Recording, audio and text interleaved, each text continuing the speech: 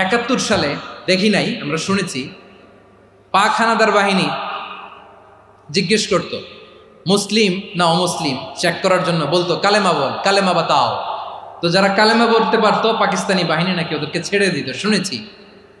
তো একজনকে এক বাঙালিরে পেয়ে তার মাথার মধ্যে বন্দুকর নল ধরে বলতেছে কালেমা বল সালে, কালেমা বাতা, কালেমা বল। তো ভয়ের চোটে এই দোয়া পড়া শুরু করছে। ও পড়তেছে লা ইলাহা ইল্লা আনতা সুবহানাকা ইন্নী কুনতু মিনাজ জালিমিন। পাকিস্তানি বলে সালে ইয়ে তো মুসিবত কা কালেমা है, বাঙালি কয় হাম তো ভি মুসিবত মে হ্যায়।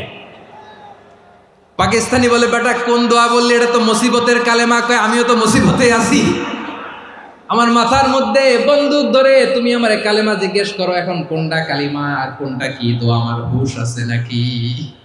প্রিয় ভাইরা, আসলে এটা দোয়াউল মুসিবা, বিপদে পড়লে এ দোয়া পড়তে হয়। লা ইলাহা ইল্লা আনতা সুবহানাকা ইন্নী কুনতু মিনাজ জালিমিন। এটা পড়বেন আপনারা। এই দোয়া পড়ে সাইয়েদনা ইউনূস আলাইহিস সালাম মাছের পেট থেকে রক্ষা পেয়েছিলেন। রক্ষা করেছিল কে?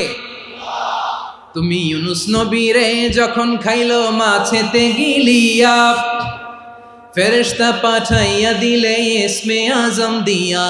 প্রাণে ছিল যাহার ভয় সেথা পাইল আশ্রয়, প্রাণে ছিল যাহার ভয় সেথা পাইল আশ্রয়। মাছের পেট হতে সে যে পেল পরিত্রাণ। আল্লাহ আল্লাহ তুমি জাল্লে জালালুহু, শেষ করা তো যায় না গে তোমার গুণগান। আল্লাহ আল্লাহ সুবহানাল্লাহ পড়ে। লা ইলাহা ইল্লা আনতা সুবহানাকা ইন্নী কুনতু মিনাজ জালিমিন। বিশ্বনবী বললেন দেয়ালে পিঠ থেকে গেলে, চোখে মুখে অন্ধকার, বাঁচার কোনো উপায় নাই, তখন এই দোয়াটা পড়তে হবে। এই দোয়া পড়ে আল্লাহর কাছে ফরিয়াদ করলে বিপদ মুক্ত করবেন কে?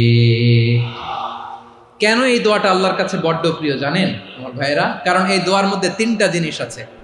আমি যেরকম আঙ্গুল উঁচু করেছি এরকম করেন তো। 3টা। কয়টা? 3টা। 1 নম্বরে হচ্ছে তাওহীদ, 2 নম্বরে তাসবিহ, 3 নম্বরে তাকরীর। আই রিপিট, আবারও বলছি, 1 নম্বরে তাওহীদ, 2 নম্বরে তাসবিহ, 3 নম্বরে তাকরীর।